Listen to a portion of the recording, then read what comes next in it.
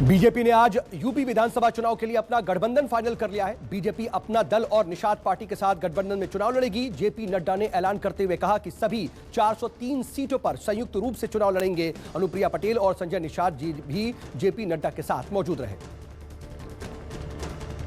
विधानसभा चुनाव में प्रचार के लिए बीजेपी के 30 स्टार प्रचारकों की लिस्ट जारी हो गई है। लिस्ट में पीएम मोदी, जेपी नड्डा, गृह मंत्री अमित शाह, सीएम योगी आदित्यनाथ समेत हेमा मालिनी, स्मृति ईरानी, मुख्तार अब्बास नकवी का नाम शामिल है। लिस्ट में अजय मिश्रा टेनी को भी जगह नहीं मिली है।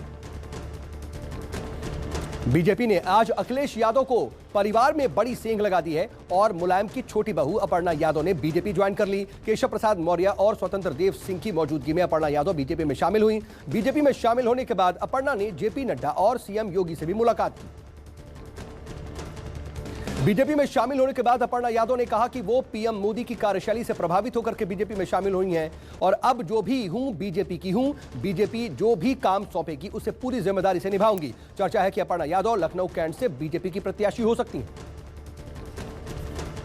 अपर्णा यादव के बीजेपी में शामिल होने के बाद केशव मौर्य ने अखिलेश यादव पर बड़ा वार किया। कहा अखिलेश न परिवार चलाने में सफल है न ही पार्टी चलाने में। केशव मौर्य ने कहा कि विचारों से अपर्णा भाजपाई हैं, देश हित के लिए काम करना चाहती हैं, इसीलिए बीजेपी में आई हैं।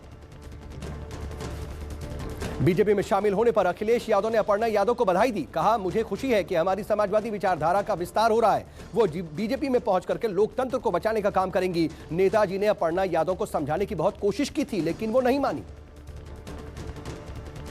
अखिलेश यादव विधानसभा चुनाव लड़ेंगे। आजमगढ़ सीट से अखिलेश यादव के चुनाव लड़ने की चर्चा है। अखिलेश यादव ने कहा कि अखिलेश यादव आजमगढ़ से ही सांसद हैं और उन्होंने ये भी कहा कि चुनाव लड़ने की आज मैं पुष्टि करता हूं। अखिलेश यादव ने उस वक्त कहा कि आजमगढ़ के लोगों के साथ राय लेने के बाद मैं फैसला लूंगा।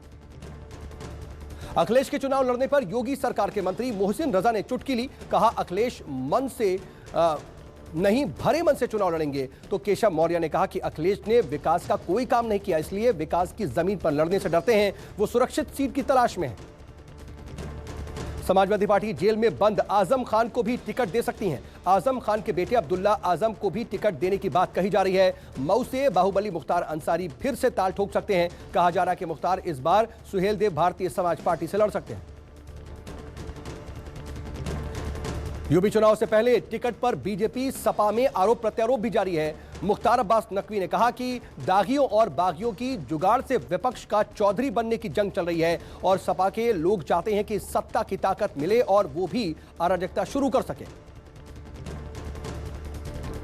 कांग्रेस को समर्थन देने वाले इत्तेहाद मिल्लत काउंसिल के अध्यक्ष मौलाना तौकीर रजा का विवादित बयान सामने आया है। बटला हाउस एनकाउंटर पर सवाल उठाते हुए तौकीर रजा ने कहा कि हमारे बच्चों को आतंकी कहकर के मारा गया, उन्हें शहीद का दर्जा मिलना चाहिए। मौलाना तौकीर रजा के बयान पर बीजेपी ने पलटवार किया है। बीजेपी प्रवक्ता संबित पात्रा ने कांग्रेस पर जोरदार हमला बोलते हुए कहा कि 2012 के यूपी चुनाव में भी कांग्रेस का एजेंडा बटला हाउस था और 2022 में भी कांग्रेस की तुष्टीकरण की सुई वहीं अटकी हुई है। कांग्रेस हिंदू विरोधी है। हाथरस रेप कांड में पीड़ित परिवार ने कांग्रेस के टिकट पर चुनाव लड़ने से इनकार कर दिया है। पीड़ित परिवार ने कांग्रेस पर प्रस्ताव ठुकरा दिया उसका। प्रियंका गांधी ने पीड़ित की मां को टिकट दिया था पर परिवार ने कहा चुनाव नहीं लड़ेंगे, न्याय हमारी प्राथमिकता है, चुनाव लड़ना नहीं।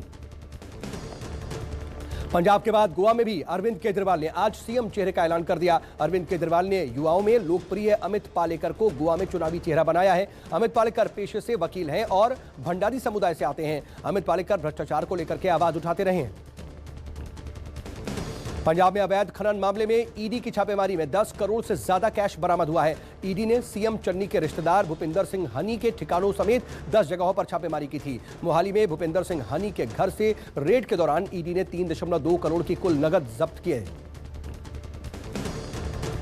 पीएम मोदी जल्द ही भारत मध्य एशिया शिखर बैठक की मेजबानी करेंगे। ये वर्चुअल बैठक 27 जनवरी को होगी। पहली शिखर बैठक में तजाकिस्तान, तुर्कमेनिस्तान और उज्बेकिस्तान के राष्ट्रपति शिरकत करेंगे। विदेश मंत्रालय के मुताबिक ये मीटिंग काफी अहम मानी जा रही है। देश में कोरोना की रफ्तार थमने का नाम नहीं ले रही। 24 घंटे में 2,82,000 नए मामले सामने आए। इस दौरान 441 मरीजों की मौत हुई। देश में कोरोना का पॉजिटिविटी रेट 15.13% हो गया और देश में ओमिक्रॉन के 8,961 मामलों की पुष्टि हो चुकी है। और जम्मू कश्मीर, हिमाचल प्रदेश और उत्तराखंड में बर्फबारी हो रही है। बर्फबारी के बाद शिमला के कुफरी घूमने के लिए बड़ी संख्या में सैलानी पहुंच रहे हैं। पर्यटक स्कीइंग का लुत्फ उठा रहे हैं। केदारनाथ, बद्रीनाथ धाम और हेमकुंड में भी भारी बर्फबारी हुई है।